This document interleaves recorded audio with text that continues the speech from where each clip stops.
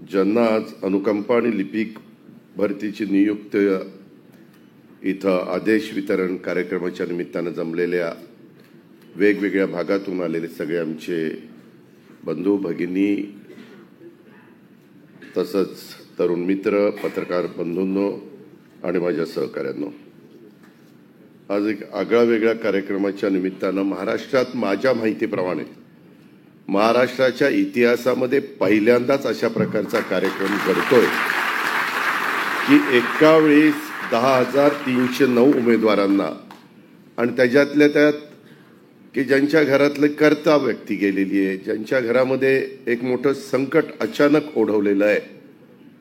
मी नेहमी सांगत असतो की काळाच्या नियतीच्या पुढे तुमचं माझं कुणाचं काही चालत नाही, परंतु आलेल्या प्रसंगातनं त्याला आधार देण्याचं काम, त्याला पुन्हा उभं करण्याचं काम हे पहिल्यापासून एक परंपरा चालत आलेली. वडीलधारी लोक, त्याच्या परिवारातली लोक त्याला आधार देत असतात, परंतु तो आधार काही काळाकरता असतो. ह्यामध्ये आज तुम्हाला जे काही नियुक्तीपत्रक दिलेलं आहे ते नियुक्तीपत्र तुमच्या उद्याच्या पूर्ण वाटचालीच्या करता फार महत्त्वाचं ठरणार आहे. मला आपल्याला सगळ्यांना सांगायचं की जवळपास 80% अनुकंपा तत्वावरची ही जी काही लिस्ट होती ती राज्य सरकारने पूर्णत्वाला नेलेली आहे. काही गोष्टी वेगवेगळ्या कारणाकरता राहिल्यात, परंतु ह्याच्यात अनेक गोष्टी ज्या किचकट होत्या त्या काढून टाकण्याचा प्रयत्न, त्याच्यात सुलभता आणण्याचा प्रयत्न ह्या निमित्तानं झालेला आहे. एवढ्या मोठ्या प्रमाणावर एकाच दिवशी 10,000हून महाराष्ट्रातल्या अनेक जिल्ह्यामध्ये देखील हे पत्र देण्याचं काम त्या भागातले पालकमंत्री आणि सगळे आमचे अधिकारी करतायत. त्यांचंही मी या निमित्तानं स्वागत करतो. आणि एवढ्या मोठ्या नोकऱ्या देण्याचा हा कार्यक्रम एक ऐतिहासिक अशा प्रकारचा कार्यक्रम म्हटला पाहिजे. म्हणूनच देशाचे पंतप्रधान नरेंद्र मोदी साहेबांनी पण आपल्याला सगळ्यांना या कार्यक्रमाच्या निमित्तानं शुभेच्छा दिलेल्या आहेत. आणि आजचा हा कार्यक्रम जिथं आयोजित केलेला आहे ह्या केंद्राला देखील स्वर्गीय यशवंतराव चव्हाण साहेबांचं नाव दिलेलं आहे. आणि यशवंतराव चव्हाण साहेबांनी नेहमी प्रशासकीय दृष्टिकोन लोककेंद्री होता.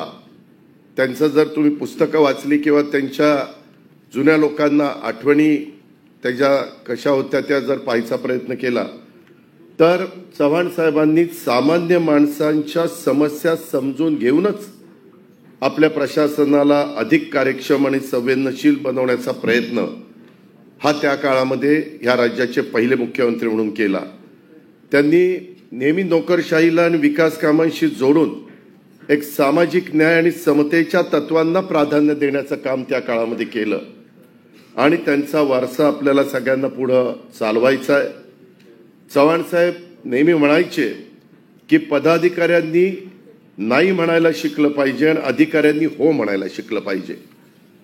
आणि याचा अर्थ असा होतो की सत्ताधारी असतील, विरोधक असतील, कोणतीही गोष्ट लोकांनुनय करून त्या ठिकाणी ते करायला भाग पाडायचा प्रयत्न करतात आणि अधिकारी प्रत्येक गोष्टीवर नियम सांगून जबाबदारी टाळण्याचा प्रयत्न करतात. त्यामुळे सरकारी कामांवर सर्वांचा अंकुश राहील अशा पद्धतीनं तिथं काम केलं पाहिजे.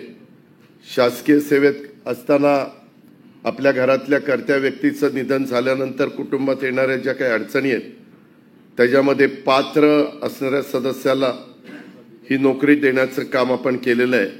परंतु पाठीमागच्या काळात आम्ही सगळ्यांनी लोकप्रतिनिधी म्हणून अनुभव घेतला. कधी तांत्रिक कारणामुळं, कधी प्रशासकीय दिरंगाईमुळं ह्या नियुक्त्या रखडलेल्या होत्या. काही जण यायची की किती वर्ष आम्ही थांबायचं, वेटिंग लिस्ट लागायची, त्या वेटिंग लिस्टमधला लवकर नंबर यायचा नाही. कधी कधी बिंदू नामावलीच्या संदर्भामधल्या वेगवेगळ्या प्रकारच्या अडचणी त्या ठिकाणी यायच्या. आणि या संवेदनशील विषयामध्ये शासनाने लक्ष घातलं. अनुकंपाचं धोरण त्या ठिकाणी कॅबिनेटनी तयार केलं आणि त्या धोरणामुळं वेळोवेळी सुधारणा देखील करण्यात आल्या. आणि ही अतिशय महत्त्वाची बाब घडली. म्हणूनच हा आजचा दिवस उजाडला.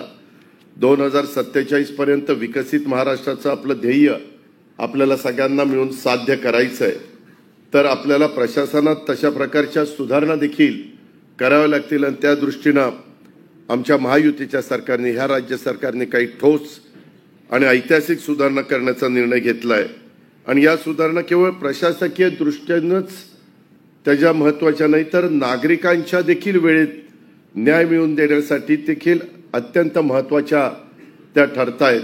त्या दृष्टीनं एकूणच जो काही विचार मुख्यमंत्र्यांनी केला आणि त्याच्यामध्ये 150 दिवसाच्या कार्यक्रमाच्या अंतर्गत अनुकंपा नियुक्ती तसंच लिपिकच्या वेळेत नियुक्तीची प्रक्रिया ही मिशन मोडवर राबवण्यात आली आणि त्याचाच परिणाम म्हणून आज आपल्याला दसरा झाल्यानंतर दिवाळी तर पुढे येणार आहे, परंतु दिवाळीच्या आधी दसरा झाल्यावर तुम्हाला ही एक महत्त्वाची संधी या राज्य सरकारने उपलब्ध करून दिलेली आहे. आणि आज 10,000हून अधिक कर्मचाऱ्यांना शासकीय सेवेमध्ये नियुक्ती करतात. हे त्याबद्दल मी प्रशासनाचे प्रमुख या नात्याने मुख्य सचिव राजेश कुमारजी यांना देखील धन्यवाद देतो, त्यांचे देखील आभार मानतो. परंतु सामान्य प्रशासन विभागाच्या आमच्या अप्पर मुख्य सचिव व्ही राधा, खरं ह्याच्यामध्ये व्ही राधा यांनी सगळ्यात महत्त्वाची जबाबदारी पार पाडलेली आहे आणि त्यामुळं त्याच्यामध्ये पारदर्शकता आली. ज्यामध्ये अनेक त्रुटी होत्या त्या दूर करण्याचं काम केलं. मित्रांनो, कुठलंही काम करताना प्रशासन असो किंवा आम्ही लोकप्रतिनिधी असो, जीव ओतून अंग झोकून काम केलं तर अशा प्रकारचं काम उभं राहतं आणि ते व्ही राधांनी त्या ठिकाणी केलेलं आहे. आणि अशा प्रकारचं अनुकरण बाकीच्या पण अधिकाऱ्यांनी करावं, करतायत, परंतु अजून तेवढ्यापर्यंत पोचत नाही, म्हणून तिथपर्यंत जाऊन करावं अशा प्रकारची अपेक्षा मी आजच्या निमित्तानं इथं व्यक्त करतो. आमच्या व्ही राधा आणि त्यांच्या संपूर्ण टीमचं, त्यांना ह्या सगळ्या कामामध्ये ज्यांनी ज्यांनी सहकार्य केलं आणि किती प्रशासनातल्या अधिकाऱ्यांनी चांगलं काम करायचं ठरवलं तरी जोपर्यंत राज्याचा प्रमुख म्हणून त्याला खऱ्या अर्थाने पाठबळ देत नाही, पाठिंबा देत नाही, ते आपल्या राज्याचे मुख्यमंत्री देवेंद्रजींनी दिलं आणि म्हणून हे सगळं जुळून आलं. ही पण गोष्ट आपण सदा विसरू नका. अनेक वर्षापासून नोकरीत प्रतीक्षेत असलेल्या माझ्या गरजू कुटुंबांच्यासाठी शासनाचा हा अत्यंत महत्त्वाचा अशा प्रकारचा निर्णय होता आणि त्याच्यामुळे शेकडो कुटुंबांच्या जीवनामध्ये आशेचा नवा किरण आलेला आहे. हे आपल्याला विसरता येणार नाही. माझी एवढीच विनंती, आज ज्यांना ज्यांना पत्र 10,000च्या पेक्षा जास्त MPSCचे पण आणि ह्याचे पण अनुकंपा तत्वावरचे 5-5 हजार असे आकडे आहेत. आता लगेच कुठल्या मंत्र्यांना, कुठल्या खासदारांना, आमदारांना बदली करता काही भेटू नका. जिथं पोस्टिंग देतील चांद्यापासून बांद्यापर्यंत तिथं कृपा करून जावा. नाहीतर आजचा फोटो, मुख्यमंत्री तुम्हीच आम्हाला पत्र दिलं, आता बदली इकडं करावं तिकडं करावं, असं काही करू नका बाबांनो. त्याच्यामध्ये शेवटी आपलं राज्य आहे. मी नेहमी म्हणतो शिवशाहू फुले आंबेडकरांचं राज्य आहे आणि त्याच्यामुळं त्यांनी जो विचार मांडलेला आहे त्याच्या पद्धतीनं आपण पुढे जाण्याचा प्रयत्न त्या बाबतीमध्ये करावा अशी माझी तुम्हाला सगळ्यांना विनंती आहे. एकंदरीतच या सगळ्या कामाच्या संदर्भामध्ये महाराष्ट्र लोकसेवा आयोगामार्फत देखील राज्यातल्या सर्व नियुक्त प्राधिकाऱ्यांच्याकडील लिपिक संवर्गातील पदांसाठी देखील प्रथमच अशा प्रकारची एकत्रित परीक्षा घेण्यात आलेली होती आणि या पूर्वी विभागनिहाय होणाऱ्या स्वतंत्र परीक्षा बंद झाल्या आणि एक संघ पारदर्शक आणि प्रणाली ही उभी राहिलेली आहे. मगाशी काही काहींच्या त्या बाबतीमध्ये थोडंसं त्यांचं काही म्हणणं आपण ऐकलं, त्याच्यामध्ये पण त्यांनी सांगितलं कुठंही इतकी पारदर्शकता की कुणाला काही वेगळ्या पद्धतीनं भेटावं लागलं नाही, काही करावं लागलं नाही, इतकंच चांगल्या प्रकारे ह्या सगळ्या आपण भरती केलेली आहे. हे आपल्याला विसरता येणार नाही. मला जाता जाता एवढंच सांगायचं आहे की प्रत्येक फाईल आणि प्रत्येक नागरिक आणि प्रत्येक निर्णय त्यामागं एक जिवंत कथा असते. त्याची काळजी तुम्ही सगळ्यांनी घेतली पाहिजे, कारण आता तुम्ही शासनाचे एक घटक झालेला आहात. तुमच्याकडे आजपासून बघण्याचा दृष्टिकोन बदललेला आहे आणि त्याच्यामुळं आम्हाला ज्यावेळेस लोकाभिमुख कारभार करायचा आहे त्यावेळेस त्याच्यात तुमची पण जबाबदारी तितकीच महत्त्वाची आहे. त्याची काळजी आपण घ्या. पारदर्शकता, जबाबदारी आणि निष्ठा हे 3 शब्द तुमचे मार्गदर्शक असतील. तंत्रज्ञानाचा या युगात तुम्ही डिजिटल साक्षरता वाढवा, ई गव्हर्नन्स हातभार लावा आणि तुमच्याकडून जनतेच्या खूप अपेक्षा असतात.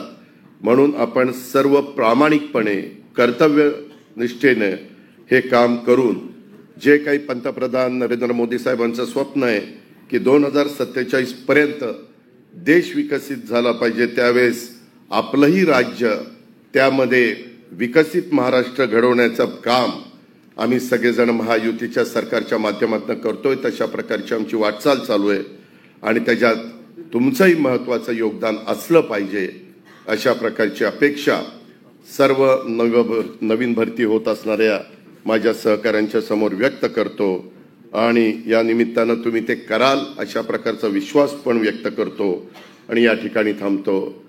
जय हिंद, जय महाराष्ट्र.